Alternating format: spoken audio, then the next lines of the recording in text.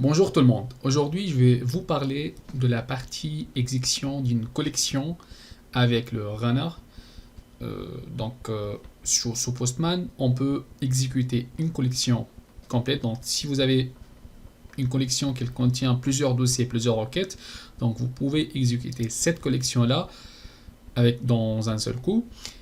Mais en fait, il y a deux méthodes. Il y a la méthode avec le runner du Postman, ou il y a un autre plugin qui s'appelle Newman que je vais l'expliquer dans une prochaine vidéo. Donc aujourd'hui, je vais juste m'intéresser et donc je vais juste parler de la partie runner de Postman. Donc c'est quoi le runner? Donc le runner, donc c'est un outil ou c'est une option dans Postman avec laquelle on peut exécuter une collection entière ensemble, et on peut donc exécuter toutes les demandes d'une collection ou d'un dossier ou d'une zone ou d'un ensemble de requêtes. On va voir qu'on peut choisir. Si moi dans ma collection j'ai plusieurs dossiers et j'ai plusieurs requêtes, je peux choisir ce que je veux exécuter, et je peux même faire choisir l'ordre d'exécution. Je peux même ajouter d'autres options. On va voir ça donc par la suite. Mais aussi, en fait, le runner, il affiche pas le résultat. C'est-à-dire que si vous avez une API qu'elle retourne un JSON, donc vous aurez pas le retour dans les résultats, mais vous aurez le statut, c'est-à-dire que vous aurez si le test KO ou OK. Et en fait, le statut est KO ou OK en fonction de quoi? En fonction de votre validation. Vous avez normalement vu, ou pour les personnes qui n'ont pas vu la vidéo où j'ai expliqué la partie validation et assertion des assertions lors de l'exécution des requêtes, il faut voir cette vidéo déjà. Donc par exemple, moi je vais faire trois scripts, je vais faire des requêtes et je peux ajouter des validations, et donc si ces validations sont OK, donc mes tests seront OK, et sinon mes tests seront KO. Donc ce que je vais faire maintenant, donc là sous Postman, j'ai créé une collection qui s'appelle exécution collection, et là j'ai créé donc deux dossiers, un dossier get qui contient deux requêtes, de simples requêtes get, et là en fait j'ai créé deux requêtes post. Vous pouvez trouver ces requêtes, sont des requêtes test sur le site rec.res.in, donc vous pouvez trouver ça. Donc moi je vais ajouter les validations, parce que actuellement si j'exécute cette requête, vous voyez que dans le test result j'ai rien, parce que j'ai pas un test, donc j'ai pas ajouté du test. Donc là je vais ajouter deux tests. Je vais mettre des trucs basiques. Si vous voulez voir donc les détails, vous pouvez voir la vidéo où j'ai parlé sur les validations. Donc là je vais juste par exemple ajouter cette partie là qui vérifie que mon retour il est 200, et si je réexécute, vous voyez donc là c'est statut, code et 200. Je peux même ajouter plusieurs validations pour une seule requête. Donc sur cette requête je vais ajouter par exemple que le temps doit être inférieur à 200 millisecondes. Voilà. Et voilà, donc il est bien 200 millisecondes. Je vais faire la même chose pour l'ensemble des requêtes, les autres, parce qu'en fait mon objectif dans cette vidéo c'est pas la partie validation. Donc je vais faire la même chose. Ici un 200, voilà. OK, donc test OK. Et sur les autres requêtes, donc là sur la partie test, donc ici on a quoi? On a 201. Donc moi je vais mettre, je vais laisser ça 200, parce que je vais avoir un failed, donc je peux avoir un KO et deux OK. Et aussi donc je vais mettre aussi ça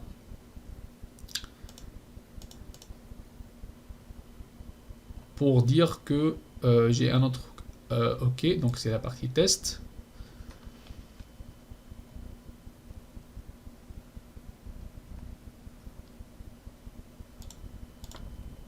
Donc là, j'ai ajouté sur le contenu, donc c'est ce que j'ai le content type. OK, donc là, vous voyez que j'ai bien 4 requêtes qui ont des résultats, des validations. Et par la suite, ce que je vais faire, en fait, je vais lancer le runner. Donc le runner existe ici. Vous voyez donc le bouton, si vous cliquez sur le dossier ou sur la collection, vous aurez un petit bouton qui s'appelle Run. Donc là, moi, je vais choisir la collection. Et je vais cliquer sur donc RAM ici. Et donc comme ça, comme vous voyez, donc j'ai bien l'ensemble des requêtes qui existent dans mon dossier. Je peux cocher et décocher ce que je veux. Je peux même changer l'ordre si je veux exécuter personne, donc la première requête, ou poste, c'est-à-dire là, je peux faire ça, voilà. Donc comme ça, je change l'ordre.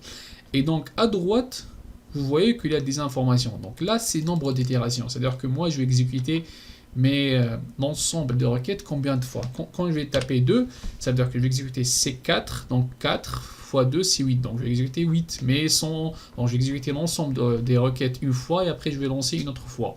Et le délai, en fait, c'est le temps d'attente entre les deux requêtes en millisecondes. Ça veut dire que je peux mettre 2000 pour dire ou mettre 200 millisecondes entre les deux. Et là, si j'ai des datas, j'ai déjà expliqué ça dans une autre vidéo, que parfois on peut donc avoir une API, un web service où on peut importer les données à partir d'un fichier externe, on peut l'importer. Donc ici, j'ai pas ce cas-là. Et donc ici, ce sont d'autres informations qu'on peut les cocher et décocher selon votre choix. C'est-à-dire si je veux sauvegarder la réponse après l'exécution de la collection ou non. Si je veux utiliser si je vais laisser les variables, donc si j'ai des variables d'environnement ou des variables globales et je vais changer les variables, donc je vais laisser les valeurs. Si je veux ici donc exécuter sans les cookies ou non, etc. Donc moi je vais pas toucher à ça, je laisse ce choix comme ça. Et par la suite, pour exécuter, donc on va faire, et comme vous voyez, il y a des boutons ici pour faire un reset ou sélectionner all ou désélectionner tout. Donc voilà, là je vais exécuter ma requête.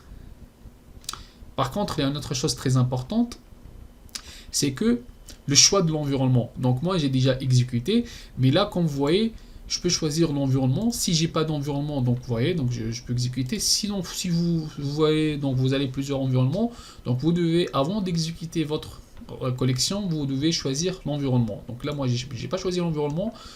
Ok, je peux réexécuter. Voilà, et donc à chaque exécution, vous voyez le résultat. Donc il y a 8 qui sont OK.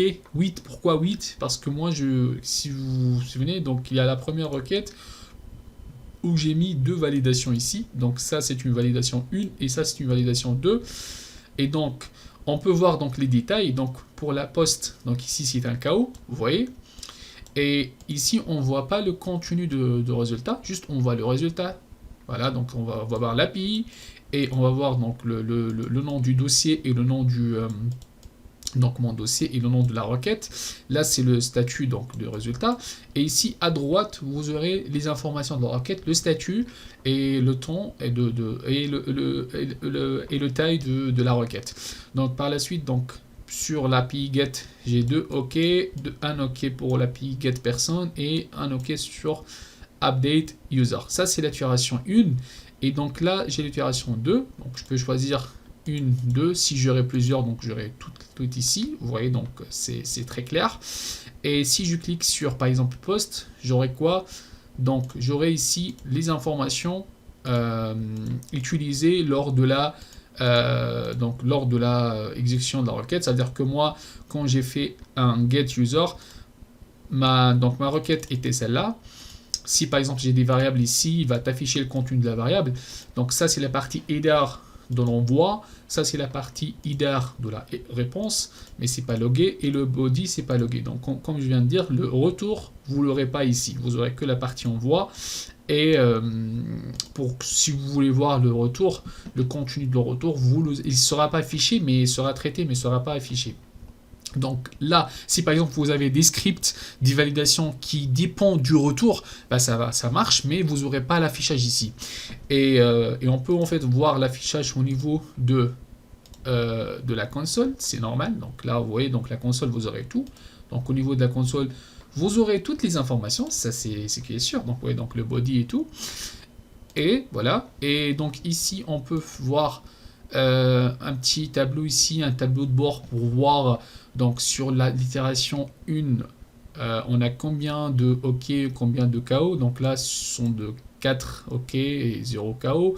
Là, donc, sont les KO. Donc, vous voyez, sur l'itération 1 et 2. Donc, ça, c'est en fait les deux autres itérations. Et quoi d'autre? Et donc, ce qu'on peut faire aussi, on peut réexécuter notre collection par ce bouton-là. Et on peut créer une nouvelle. Donc, on peut faire une nouvelle exécution. Et donc là, on peut stopper lorsque ça sera exécuté et on peut exporter le résultat.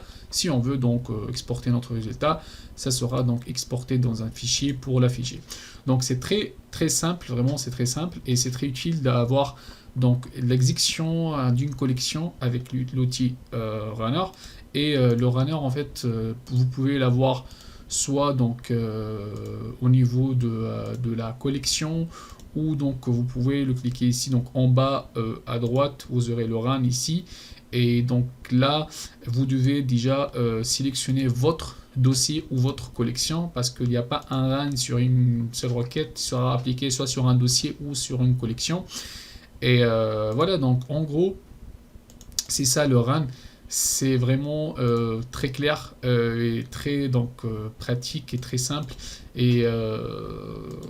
Et sinon, donc une dernière chose, il ne faut pas oublier de sélectionner la variable dans l'environnement souhaité en cas où si vous avez. Donc si vous avez des environnements, il faut sélectionner l'environnement. Ça, il ne faut pas l'oublier. Une dernière chose avant de finir cette vidéo, c'est que il y a trois statuts en fait lors de le résultat. Il y a le statut OK, Passed ou Failed. Mais on peut avoir aussi le statut Skipped. Ce statut-là, on l'utilise quand exactement? En fait, il y a deux méthodes ou deux façons pour utiliser, donc pour avoir ce statut.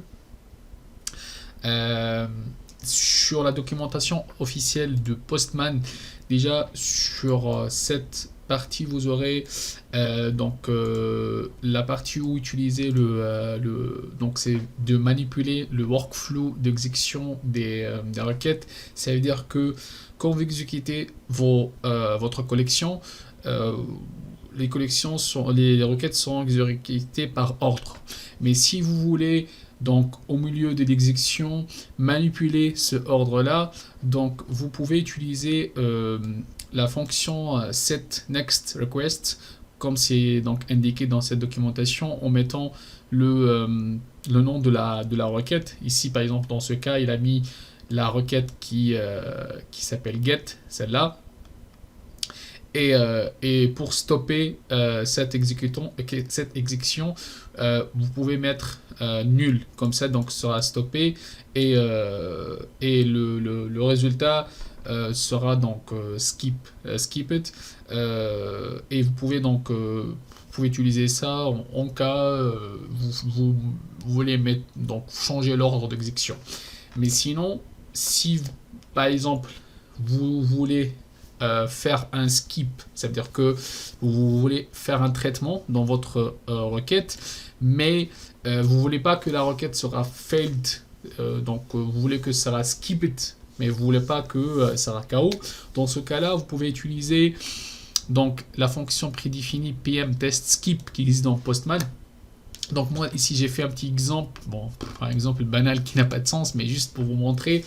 Ça veut dire que moi dans ma requête, donc moi j'ai une variable globale qui s'appelle x, elle a une valeur qui est égale à 4. Donc ici j'ai getté la valeur x, je l'ai mis la valeur dans testID, et par la suite ce que j'ai dit, donc if, donc si testID.include, c'est-à-dire que si ma valeur égale à 4, dans ce cas-là j'utilise cette logique. Donc là c'est pour dire true, c'est-à-dire que j'aurai le skip toujours ici. Ça veut dire que si cette condition est vraie, j'aurai toujours le skip ici. Et dans ce cas-là, comme je vais l'exécuter, j'aurai le skipped ici. Vous voyez, donc test skipped. Et sinon, par exemple, si je vais mettre 5, et là, je ne vais pas entrer dans cette condition, donc j'aurai juste un seul OK et j'aurai un non skip. En fait, ça, on peut l'avoir dans certains exemples, c'est-à-dire que si vous voulez mettre, si par exemple vous avez une collection où vous avez des requêtes post ou get, où vous avez des 200 ou une requête 201, vous pouvez mettre, si vous avez donc donc réponse de 200A, vous mettez skip pour voilà donc pour ignorer, c'est pas vraiment une erreur pour vous, ça c'est un cas, donc voilà. Mais de toute façon, pour avoir le skip, vous pouvez utiliser cette logique là, ou vous pouvez utiliser la euh, send request avec nul pour stopper donc la requête, et comme ça vous aurez le statut skip du résultat. Voilà en gros.